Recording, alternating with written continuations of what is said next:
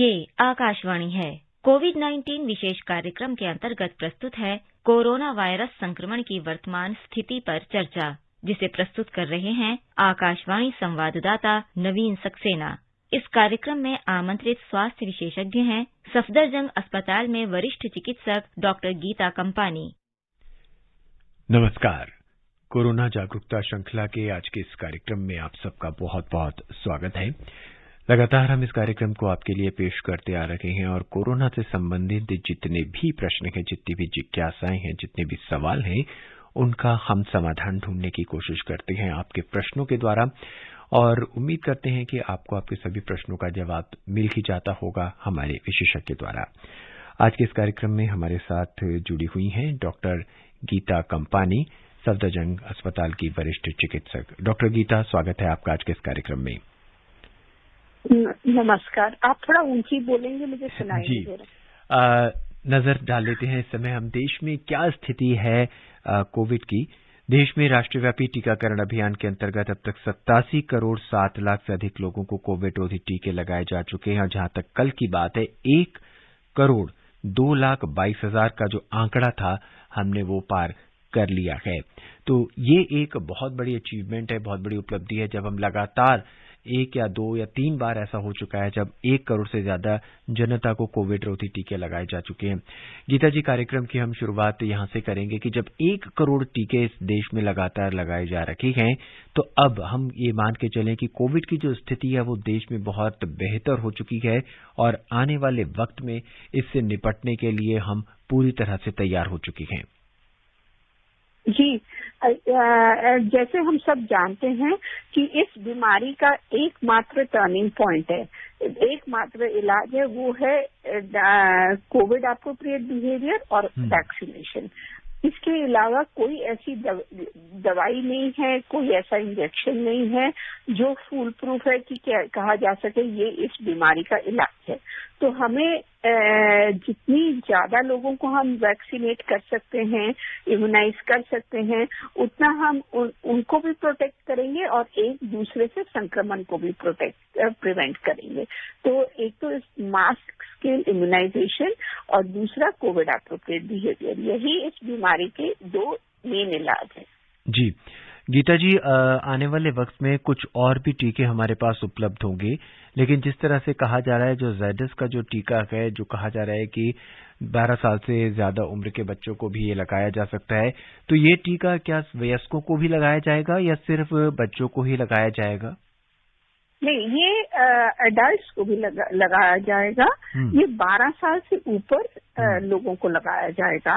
पहले तो 12 साल से ऊपर जो हैं बच्चे जिनको कोमॉर्बिडिटीज हैं, जैसे जिनको शुगर की बीमारी है या हृदय की बीमारी है, उनको लगाया जाएगा। और लेकिन बाद में सारे बच्चे जो 12 साल से ऊपर हैं उनको लगाया जाएगा। हो सकता है बाद में ये उससे कम उम्र के बच्चों को भी, लेकिन फिलहाल जो इसकी इमरजेंसी यूज ऑथराइजेशन हुई है वो 12 इयर्स एंड अबव के लिए हुई है। जी डॉक्टर गीता, 12 साल से कम उम्र के जो बच्चे होते हैं, अक्सर हम पढ़ रहे हैं अखबारों में, न्यूज़पेपर में, जर्नल्स में, रिसर्च पेपर्स के हवाले से भी कहा जा रहा है कि कम उम्र के जो बच्चे होते हैं, 12 साल से कम उम्र के बच्चे होते हैं, क्या उनमें रोग प्रतिरोधक क्षमता इतनी अधिक है कि वो कोरोना से लड़ सकते हैं? नहीं, ये बात नहीं है, लेकिन अभी तक जो ट्रायल्स किए गए हैं ना, वो कम उम्र के बच्चों में ट्रायल्स पूरे नहीं हुए हैं, इसीलिए उन बच्चों में अभी वैक्सीनेशन नहीं लगाया जाता है। जी डॉक्टर गीता, पिछले वर्ष की अगर हम बात करें तो यही वो दिन थे जब त्योहारों के सीजन बहुत करीब था और लोग स्वतंत्र होकर बाहर आ गए थे और कुछ एप्रोप्रिएट बिहेवियर भी लोगों ने नहीं अपनाए थे और उसके बाद फिर हमें एक वेव का सामना करना पड़ा था। अब वही दिन, वही सब कुछ दोबारा लौट कर आ गया है, तो अब यहाँ पे हमें किन किन खास चीजों की जरूरत है? देखिए, अभी भी जैसे हम देखते हैं बहुत लोग भूल चुके हैं कि कोविड था। बहुत हम देख रहे हैं लोग कोविड एप्रोप्रिएट बिहेवियर फॉलो नहीं कर रहे हैं। तो मैं फिर से यही स्ट्रेस करना चाहूंगी कि इस बीमारी में, जैसे मैंने अभी कहा, इम्यूनाइजेशन और कोविड एप्रोप्रिएट बिहेवियर, तो आप जब बाहर निकलें मास्क डाल के जरूर निकलें। जब मास्क डालिए, और ये नहीं कि मास्क आपका नाक के नीचे है, मास्क पूरा नाक मुंह को कवर होना चाहिए और थोड़ा सा ठीक फिटिंग होना चाहिए, नाक और मुंह के आसपास ठीक फिट होना चाहिए। और आप कोशिश करिए कि दूसरों से 1 गज की दूरी रखें। तो अगर आप, और हाथों को, जैसे आप बाहर से मार्केट से आते हैं तो सैनिटाइज जरूर करिए, हाथों को धो लीजिए, साबुन से धोइए, और जब धोते हैं तो 30 सेकेंड 40 सेकेंड लगा के अच्छी तरह साबुन से आगे से पीछे से धोइए या उनको सैनिटाइज करिए। सो ये अगर आप नियम से फॉलो करिए, सब लोग मास्क डाल के मार्केट में रहें और ज्यादा भीड़ मत लगाइए मार्केट में, क्योंकि अभी कोविड गया नहीं है। हाँ, हमें अभी भी है कि वेरिएंट आ सकते हैं, फिर 3rd वेव आ सकती है। तो अगर सब लोग अपना कोविड एप्रोप्रिएट बिहेवियर बना के रखेंगे, ये सबके बचाव के लिए अच्छा है। जी डॉक्टर गीता, मास्क की बात चली है, तो क्या अभी भी हमारे को डबल मास्किंग की जरूरत है? जिस तरह से हमने जब कोरोना की 3rd वेव का सामना कर रहे थे उस समय जरूरत थी, या अब हमें सिर्फ सिंगल मास्क से ही काम चल सकता है? देखिए, डबल मास्क कभी भी नहीं कहा गया था। हम ये कह रहे थे कि आप N95 मास्क सबसे अच्छा है, इट इज 95% प्रोटेक्टिव। तो N95 अगर आप मास्क डालते हैं तो आपको सिंगल N95 मास्क डालने की जरूरत है। डबल तो ये मास्क की ऐसी कोई जरूरत नहीं है, लेकिन जो लोग ऐसे चुन्नी को लपेट लेते हैं नाक के ऊपर, या वो गमछा एक लपेट लेते हैं, that is not a mask. Mask जो है वो एप्रोप्रिएट मास्क जैसे मिलता है, जो नाक और मुंह को पूरा कवर करे और साइड से लूज भी नहीं हो, प्रॉपरली फिटिंग मास्क होना चाहिए। जी, आइए हम सबसे पहले अपने श्रोता का सवाल लेते हैं। हमसे जुड़ चुके हैं महाराष्ट्र के ठाणे से गुरुनाथ जी, काफी देर से इंतजार कर रहे हैं। गुरुनाथ जी, स्वागत है आपका आज के इस कार्यक्रम में। जी सर, नमस्कार। नमस्कार गुरुनाथ जी। सर, मेरा सवाल है, अभी कोरोना की लड़ाई में अब अच्छी स्थिति में आ चुके हैं सर। ये जो 25-30 के लगभग या तो 18,000 केसेस सामने आए सर, ये जो आ रहे हैं ये कुछ लोगों की लापरवाही की वजह से या कोविड मानकांक का ये लोग पालन नहीं कर रहे हैं, इसलिए आ रहे हैं जी। और मेरा दूसरा सवाल है सर, ये बहुत दिनों से ये जो इन्फेक्टेड और जो रिकवर होने वाले जो केसेस है सर, इनमें ज्यादा फासला नहीं होता है, लेकिन आज तो है 6-7-8 हजार का हो गया, लेकिन ये सेम चल रहा है सर, इसका रीजन क्या हो सकता है? जी डॉक्टर गुरुनाथ जी, ये बेसिकली जानना चाहते हैं कि ये जो स्थिति बनी हुई है कि केसेस की बढ़ नहीं रहे हैं, स्थिति एक लेवल पे चली जा रही है, तो ये क्या रीजन हो सकता है कि अभी भी केसेस जो हैं वो मामले न तो बढ़ रहे हैं न घट रहे हैं और एक ही स्ट्रेंथ पे, एक ही नंबर्स पे चले आ रहे हैं? क्या कारण हो सकता है?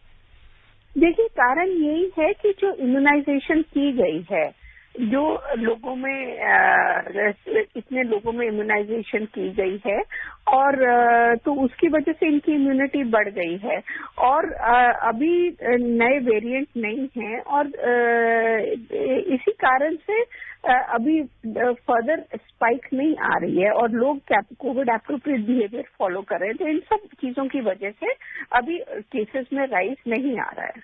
जी, हमारे अगले श्रोता हैं उत्तर प्रदेश के बड़ौद से महेश शर्मा। आइए उनका सवाल सुनते हैं। महेश जी, स्वागत है आपका। नमस्कार जी। नमस्कार जी, क्या जानना चाहते हैं? प्रोग्राम जो है ज्ञानवर्धक है और जानकारी से भरपूर है। जी, बहुत बहुत धन्यवाद आपका। क्या जानना चाहते हैं आप? मैं जानना चाह रहा हूँ जी, बाजारों में बहुत ज्यादा भीड़ हो रही है, जिसके कारण लोग बाग मास्क भी नहीं लगाते और जो है दूरी का पालन भी नहीं कर रहे हैं। डॉक्टर गीता जी, डॉक्टर गीता, सरकार बार बार पर मानकों का कड़ाई से पालन सुनिश्चित करने को कह रही है। अब कहीं ना कहीं एक सामाजिक जिम्मेदारी भी बन जाती है हमें कि हमें कोविड से अपने आप को कैसे बचाना है। जी, सामाजिक जिम्मेदारी का क्या मतलब है?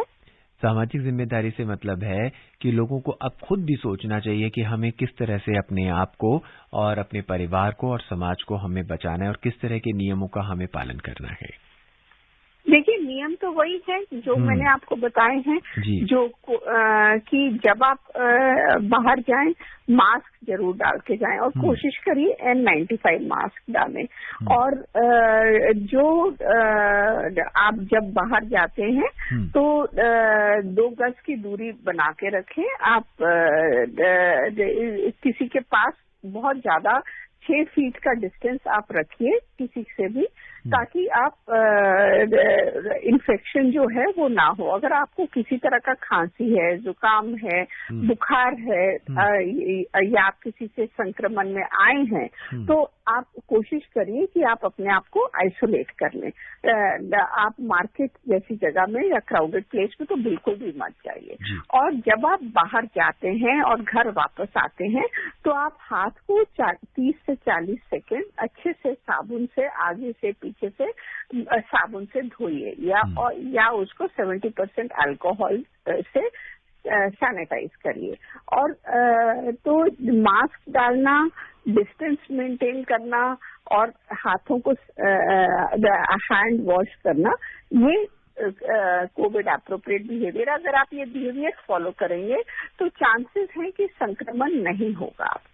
आइए उत्तर प्रदेश के बलरामपुर चलते हैं और रिंकी तिवारी जी का प्रश्न सुनते हैं। रिंकी जी, स्वागत है आपका। जी बिल्कुल, आपकी बात में एक्सपर्ट हैं, उन्हें भी मेरा नमस्कार। जी नमस्कार, कहिए। जी सर, मेरा क्वेश्चन है कि जैसे आजकल इम्यूनिटी की बात ज्यादा की जा रही है कि अगर इम्यूनिटी स्ट्रांग होगी तो कोरोना की कोई भी ऐसा नहीं है वेव की जो हमें मतलब हो सकता है, बस ऐसे कहते हैं तीसरा वेव जो होगा वो बच्चों के लिए होगा। तो हम बच्चों को ऐसा कौन सा आहार दें ताकि वो तीसरे वेव जो कोरोना है उनसे वो बच सके? धन्यवाद। जी डॉक्टर, इनका मुख्य प्रश्न ये है कि हम अपनी इम्यूनिटी को अपने आहार से कैसे बढ़ा सकते हैं, कौन कौन सी खाने पीने की चीजों में हमें बदलाव करना होगा ताकि हम अपनी इम्यूनिटी बढ़ाएं और अगर भविष्य में कोरोना की कोई और लहर आती है तो उससे हम अपने आप को बचा सकें। देखिए, इम्यूनिटी जो बढ़ाते हैं वो है fruits, green leafy vegetables, proteins. अगर आप दूध रेगुलरली लीजिए, diet rich in green leafy vegetables लीजिए, फ्रूट्स लीजिए, तो दिस डाइट इज सफिशिएंट। तो दाल लीजिए, ग्रीन लीफी वेजिटेबल्स लीजिए, फल लीजिए, मिल्क लीजिए। इसके अलावा आपको कोई भी आहार बदलने की जरूरत नहीं है। कई आयुर्वेदिक चीजों का भी रोल आया है, जैसे गिलो का रोल आया है, तुलसी का रोल आया है, तो इनमें भी कोई हार्म नहीं है। आप इनकी कोई सप्लीमेंट लेने की जरूरत नहीं। नेचुरल गिलो आप पानी में उबाल के वो पानी पी सकते हैं या तुलसी का पानी पी सकते हैं, लेकिन और अलग से कोई कैप्सूल्स लेने के या आहार मॉडिफाई करने की जरूरत नहीं। आप होलसम डाइट लीजिए, अल्कोहल अवॉइड करिए क्योंकि अल्कोहल से इम्यूनिटी कम होती है। अल्कोहल, स्मोकिंग बिल्कुल अवॉइड करनी चाहिए क्योंकि जिसको खांसी है वो इन्फेक्शन फैला सकता है और इससे इम्यूनिटी भी घटती है। जी डॉक्टर, कुछ लोग बिना बताए अपनी इम्यूनिटी बढ़ाने के लिए मल्टीविटामिन कैप्सूल्स खाने शुरू कर देते हैं या कुछ अन्य दवाइयां खाने शुरू कर देते हैं। क्या इससे रोग प्रतिरोधक क्षमता बढ़ती है? देखिए, थोड़ा सा विटामिन सी जो है वो अगर खांसी जुकाम हो जाए तो उसको जल्दी ठीक करने में हेल्प करती है। और ऐसा ही जिंक के बारे में भी कोरोना में आया था। लेकिन कोई सप्लीमेंट्स अगर आप होलसम डाइट ले रहे हैं जिसमें फ्रूट्स हैं, वेजिटेबल्स हैं, दूध है, दही है, तो आपको कोई भी सप्लीमेंट लेने की जरूरत नहीं है। जी, आइए अब बिहार के बेगूसराय का रुख करते हैं और आलोक कुमार जी का प्रश्न जानते हैं। आलोक जी, स्वागत है आपका, क्या जानना चाहते हैं? नमस्कार सिद्धार्थ जी। नमस्कार। और मैडम को नमस्कार जी। नमस्कार। मेरा सर एक सवाल ये था, 24 तारीख को मैंने कोवैक्सीन ली थी, पहली डोज थी जी। 26 को मुझे थोड़ा सा फीवर आया, आज भी बदन दर्द है। जी, डॉक्टर, कोवैक्सीन लेने के बाद हल्का सा फीवर और इनको बदन दर्द है, तो आपके माध्यम से हम आप जानना चाहेंगे कि क्या ये सामान्य है या कुछ दिन बाद इनको फीवर ठीक हो जाएगा? ये बिल्कुल नॉर्मल चीज है। वैक्सीनेशन के बाद थोड़ा जहाँ वैक्सीनेशन लगता है वहाँ पे लोकल पेन हो सकती है, थोड़ी सी वहाँ पे इंड्यूरेशन या थोड़ा सा सख्त हो सकती है स्किन, और थोड़ा सा बॉडी एक हो सकती है, हल्का बुखार 24 to 48 आवर्स तक रह सकता है। उसके बाद भी थोड़ा बहुत बॉडी एक या जोड़ों में दर्द 3-4 दिन के लिए रह सकती है। तो इसमें कोई भी ऑड चीज नहीं है, ये सामान्य है।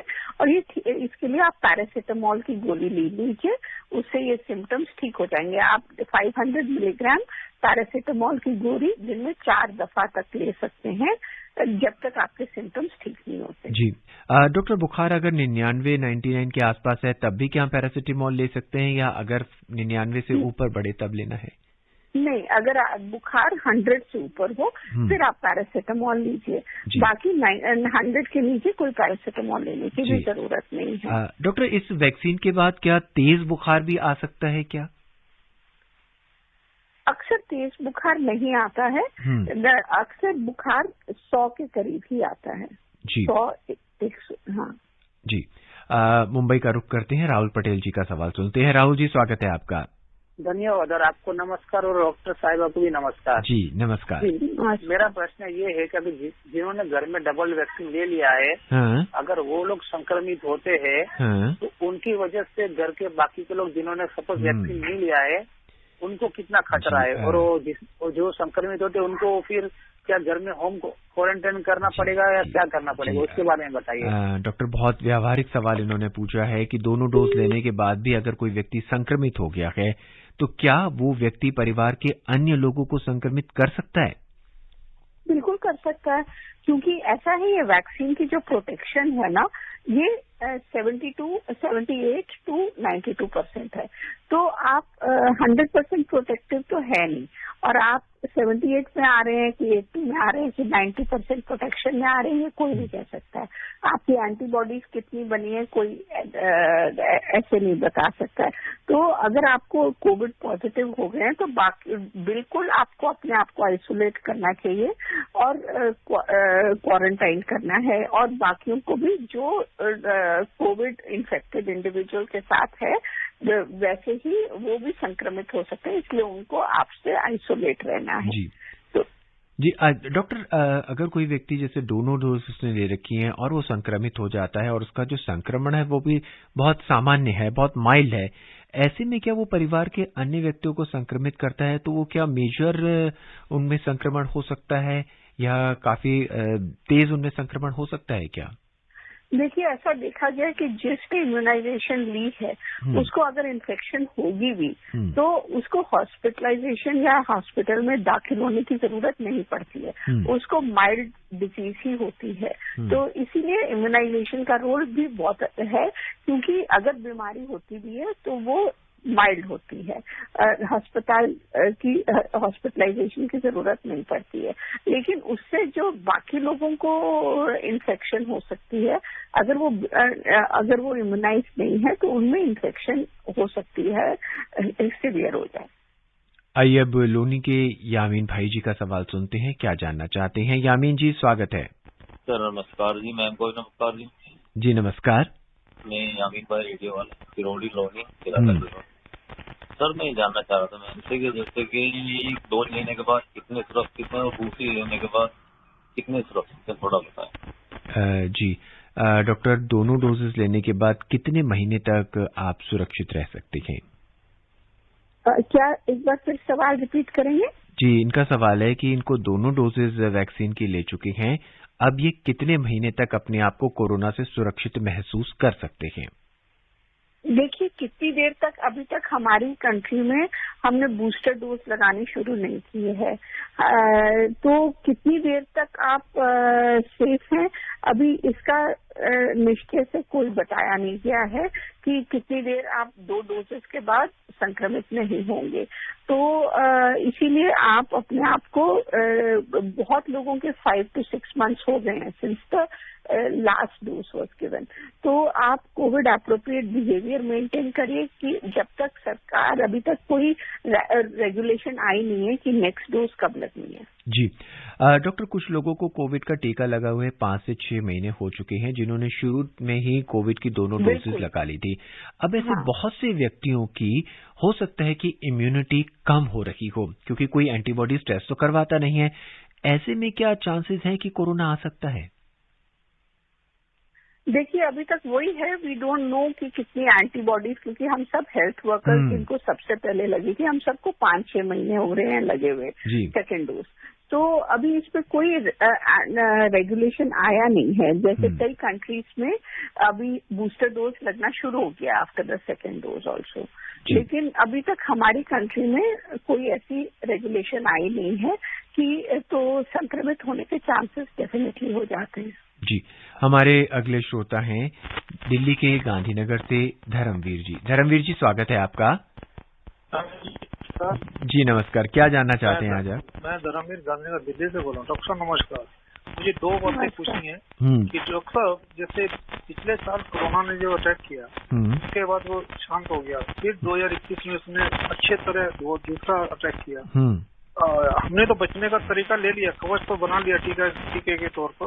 क्या डॉक्टर साहब इसको मारने का भी कोई वैज्ञानिक तौर पे कुछ काम किया जा रहा है कि नहीं किया जा रहा है? दूसरा सवाल ये है कि कोई छोटे बच्चे को भी क्या डायबिटीज हो जाती है क्या? 1 साल के कम बच्चे को भी डायबिटीज होने के चांस होते हैं, ऐसा क्यों? इसके कारण क्या है? इसके माँ बाप को भी होती है, इस कारण होता है? जी डॉक्टर, इन्होंने प्रश्न जो किया है वो यह है कि कोरोना से बचाव का तरीका तो हमने अपना लिया, लेकिन क्या कोरोना को खत्म करने का भी हमने कोई तरीका अपनाया है या कोई रिसर्च चल रही है क्या? कोरोना को खत्म करने का तरीका यही है कि इम्यूनाइजेशन करो। वेरियस वैक्सीन डेवलप हो रही हैं, नई तरीके की वैक्सीन भी डेवलप हो रही हैं, जैसे ये जाइडस की है। This is the first DNA plasmid based vaccine. So लेकिन अभी तक 100% फुल प्रूफ वैक्सीन कोई भी नहीं है, तो खत्म करने का ऐसा नहीं है, प्रिवेंट करना ही है। जी डॉक्टर, दूसरा प्रश्न इनका था कि ये कहते हैं कि बच्चों में डायबिटीज होना, ये क्या माँ बाप की वजह से डायबिटिक होते हैं बच्चे 1 साल के भी जो या 2 साल के बहुत छोटे बच्चे होते हैं, जैसा कि आपने जिक्र किया था, या इनको आनुवंशिक नहीं होती है, जेनेटिक नहीं होती और बाद में क्रिएट होती है? Is it possible? देखिए, मोस्टली तो जेनेटिक ही है, but it is also auto immune की एंटीबॉडीज डेवलप होती हैं against the pancreas. So genetic अगर दोनों पेरेंट्स को है तो जेनेटिक बेसिस है। जी, तो most probably there is a chances कि अगर आनुवंशिक है, जेनेटिक है, तो वो आपको होगी ही होगी बच्चों के अंदर। चांसेस बहुत हैं। जी, मध्य प्रदेश के शिवपुरी के यशवंत जैन जी का प्रश्न सुनते हैं। यशवंत जैन जी, क्या जिज्ञासा है आपकी?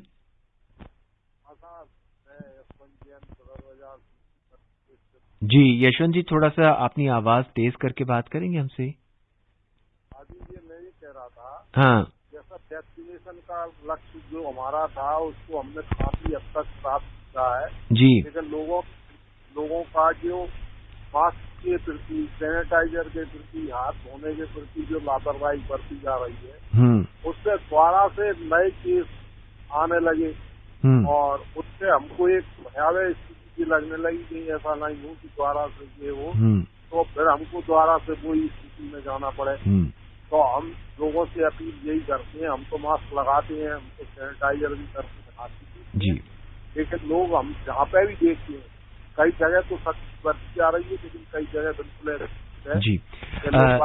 डॉक्टर गीता ये यही जानना चाहते हैं कि जो कोविड के नए मानदंड सरकार तय कर रही है उनका कड़ाई से पालन करना चाहिए ताकि ज्यादा से ज्यादा लोगों को हम बचा सके कोरोना के प्रभाव से। डॉक्टर साहब, हम यहाँ पे जानना चाहेंगे, कोरोना के बाद भी कई लोगों में दिल की धड़कन तेज रहती है या कुछ अन्य तरह की बीमारियां उनमें पनप जाती हैं, तो ये जो बीमारियां पनपी हैं इनका इलाज जरूरी है या ये धीरे धीरे अपने आप ही वाइंड अप या खत्म हो जाएंगी?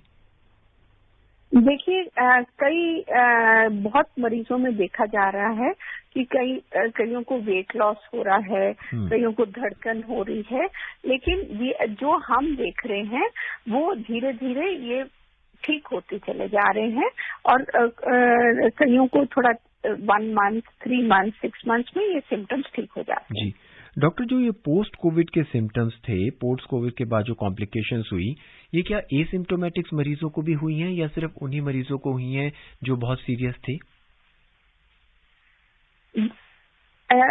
ज्यादातर जिनको सीरियस बीमारी हुई है उन्हीं को हुई है।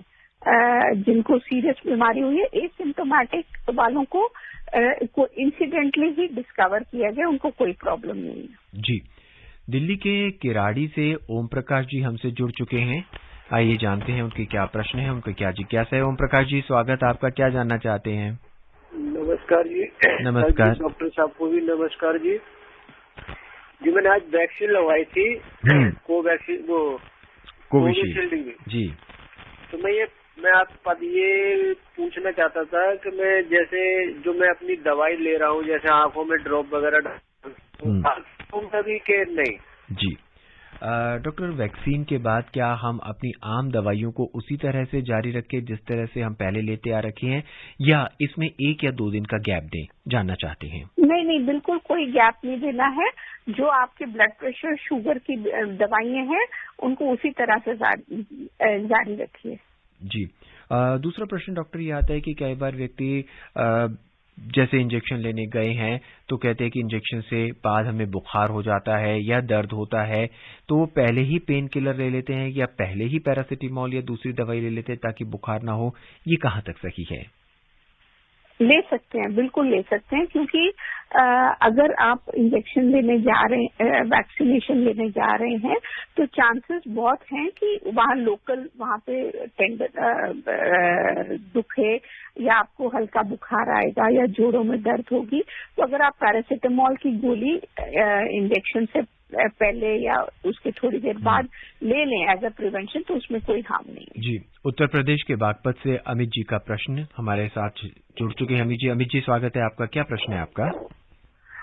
नमस्कार। नमस्कार डॉक्टर मैम को भी नमस्कार जी। नमस्कार जी सर जी, मेरा सवाल ये है, कल हमारे गांव में वैक्सीन लगी थी और मेरे दोनों डोज लग गई, और मेरा सवाल फिलहाल ये है कि कल तो कुछ नहीं हुआ वैक्सीन लगने से, कोई बुखार नहीं, असल में आज जैसे शाम हुई अब बुखार की दे, मतलब पैरों में दर्द, सिर में दर्द। अब ये पूछना था, कोई दवाई ले सकते हैं नहीं ले सकते? वैक्सीन में 24 घंटा से ऊपर हो गया। जी डॉक्टर गीता, क्या कहेंगे आप?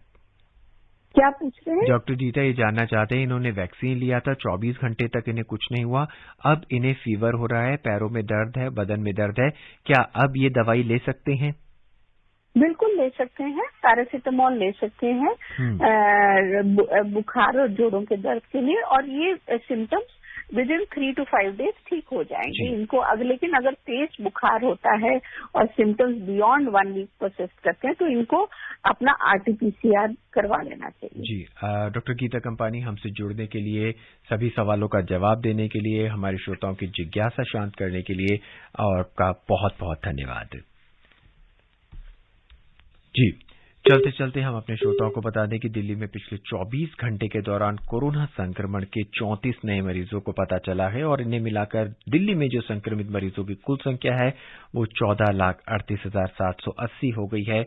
और नजर डालें अगर हम देश की स्थिति पे, तो फिलहाल देश में अब तक 87 करोड़ 7 लाख से अधिक लोगों को कोविड के टीके लगाए जा चुके हैं, और स्वास्थ्य मंत्रालय ने बताया कि कल 1 करोड़ 2 लाख 22 हजार से भी ज्यादा टीके लगाए गए, और देश में जो नए संक्रमित, जो एक्टिव संक्रमित हैं लोग हैं, उनकी जो संख्या है वो भी 20,000 से कम हो गई है। और पिछले 24 घंटे में जो नए मामले हैं वो करीब 18,000 के आसपास मामले आए हैं। और गृह मंत्रालय ने जो है आगामी त्योहारी मौसम के लिए कोविड मानकों का कड़ाई से पालन सुनिश्चित करने को कहा है, और मानक निर्देश जो है वो जारी किए हैं। बहरहाल आज के इस अंक में बस इतना ही। मुझे यानी नवीन को दें इजाजत, नमस्कार। कोविड-19 विशेष कार्यक्रम के अंतर्गत अभी आप सुन रहे थे कोरोना वायरस संक्रमण की वर्तमान स्थिति पर चर्चा। जिसे प्रस्तुत कर रहे थे आकाशवाणी संवाददाता नवीन सक्सेना। इस कार्यक्रम में आमंत्रित स्वास्थ्य विशेषज्ञ थीं सफदरजंग अस्पताल में वरिष्ठ चिकित्सक डॉक्टर गीता कंपानी। ये कार्यक्रम आकाशवाणी के समाचार सेवा प्रभाग द्वारा प्रस्तुत किया गया। इसे आप हमारे mobile app news on AIR और YouTube channel news on AIR official पर भी सुन सकते हैं। इस कार्यक्रम के संबंध में अपनी प्रतिक्रिया आप हमें ईमेल कर सकते हैं। पता है airnsdtalks@gmail.com। ये कार्यक्रम फिर से सुनने के लिए लॉग ऑन करें हमारी वेबसाइट newsonair.nic.in।